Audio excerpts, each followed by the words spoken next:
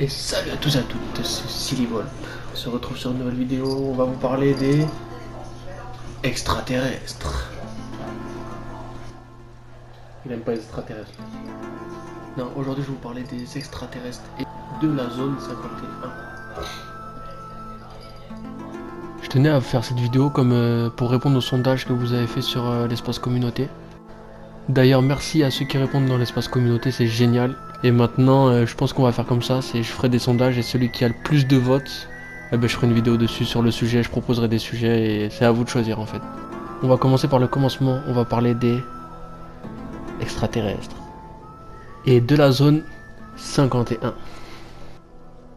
Je suis gênant, j'adore être gênant. Bonne vidéo, bon visionnage et lâche ton like. Pas besoin d'en dire plus pour penser immédiatement au mystère et aux mythes qui entourent depuis des dizaines d'années cette terre située au Nevada. Alimentée par de nombreux films et séries comme X-Files, Roswell, Independence Day et les inévitables Simpsons, les meilleures théories conspirationnistes entourent cette zone. Mais la plus populaire d'entre elles dans toutes ces théories, c'est celle du contact secret établi avec les extraterrestres. Aujourd'hui, Popular Mécanique l'affirme. Si c'était encore nécessaire, la zone 51 ne cache pas de petits bonhommes verts. Cette légende urbaine est née dans les années 1950, en pleine guerre, lorsque l'armée américaine instaure une base secrète dans le Nevada, dans le désert, et commence à tester Lockheed U-2, un avion de reconnaissance au design encore inconnu pour le grand public. Les pilotes de ligne de l'aviation civile voyaient dans la région des objets voyants difficilement identifiables à l'époque, ce qui a alimenté très rapidement le mystère sur la zone 51. Dans les années qui suivent, d'autres avions ultra-modernes sont testés, mais la rumeur autour des extraterrestres n'émerge qu'en 1989, quand un employé de la base affirme dans le journal local avoir vu des êtres venus d'ailleurs et avoir aidé à analyser leur vaisseau, ce qui a provoqué l'agacement de certains collègues.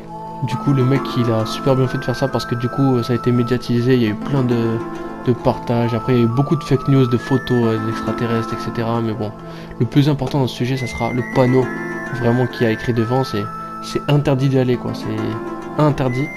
C'est là qu'on se rend compte de son importance. En observant son système de protection, la base est en effet interdite à moins de 40 km sur son contour. De plus, elle dispose d'un dispositif de protection incroyablement efficace et rapide. Son espace aérien est gardé par des radars, et à la moindre violation de la zone, des chasseurs F-16 ainsi que des hélicoptères de combat entrent en action.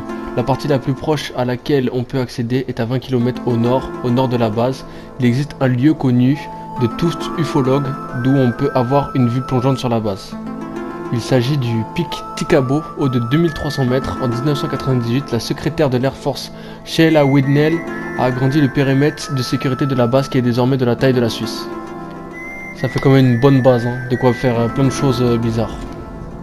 Moi je pense que si une telle protection elle existe, c'est forcément qu'il y a quelque chose à protéger ou à cacher et qui nous cache des choses. Et moi, mon point de vue à moi les gars, mon point de vue, je pense qu'à l'intérieur, il cache des Illuminati, comme vous pouvez le voir. Après, ça reste mon point de vue. Moi, je pense que c'est ça, qu'il cache des choses, que c'est l'État, tout ce qui est trafiqué derrière tout ça, les Illuminati, les complots, les sectes. Moi, je pense que ça se cache là-dedans, parce que sinon, ils ne tueraient pas à l'entrée, s'ils cacheraient des extraterrestres. Donc, je pense que tout se passe là-dedans. C'est mon point de vue après. N'hésitez pas à me donner votre point de vue à vous dans les commentaires, et de lâcher un like. Non, parce que on sait pas si c'est coup d'état, si c'est l'état, si c'est les sectes, si c'est autre, s'ils nous cachent des choses, on sait pas. Mais il y a des choses aussi qui ont dit que la base, au-dessus de la base, il y avait une base souterraine en dessous.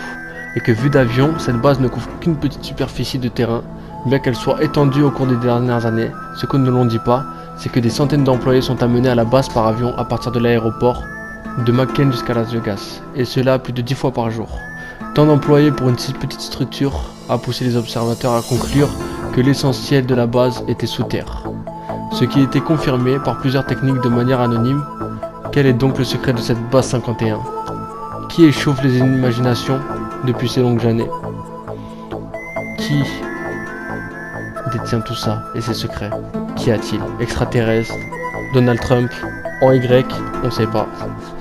On saura jamais parce que nous sommes des petits moutons. Voilà, j'espère que la vidéo vous aura plu et que vous allez mettre un like et que vous m'aimez et que vous avez activé la cloche. N'hésitez pas à vous abonner à la chaîne. Salut tout le monde, bye bye.